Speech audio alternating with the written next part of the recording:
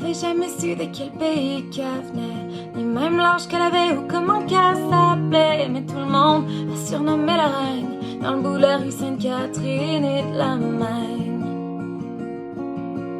Elle se promenait dans le quartier depuis au moins 10 ans, côtoyant les putains et les itinérants. Mais quand on entendait son accent, on se doutait qu'elle venait pas du lac Saint-Jean.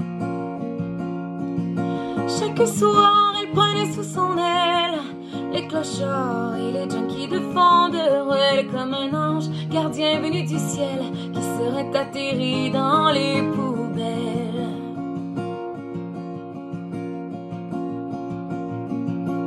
La nuit avec son pick-up, elle faisait sa tournée, distribuant des toasts et un peu de café pour donner un petit brin de chaleur à ceux qui ont l'hiver drette dans le cœur.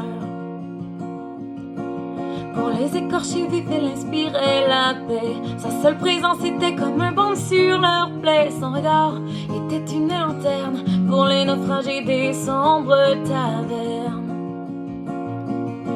Chaque soir, elle prenait sous son aile les clochards et les junkies de fond de ruelle, comme un ange gardien venu du ciel qui serait atterri dans les poubelles.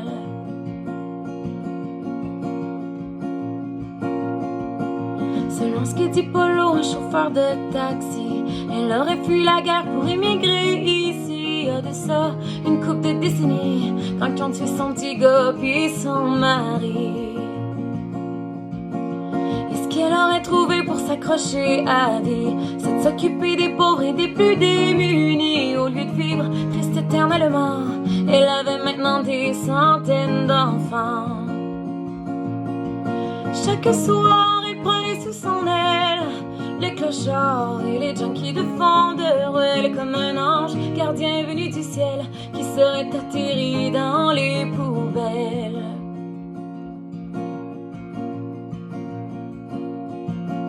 Ça s'est passé hier dans nuit du 12 au 13. En sortant de son pick-up, a eu comme un malaise près de chez elle, au métro du collège. On l'a retrouvée morte dans un banc de neige. On n'aura jamais su de quel pays qu'elle venait, ni même l'âge qu'elle avait ou comment qu'elle s'appelait. Mais ce matin, les gens pleuraient la reine, dans le bout de la rue Sainte-Catherine et de la Maine. Mais au moins, elle a repris ses ailes pour partir vers un monde un peu moins cruel. Et même si elle croyait pas en Dieu, c'est sûr qu'elle vole quelque part où le ciel est bleu.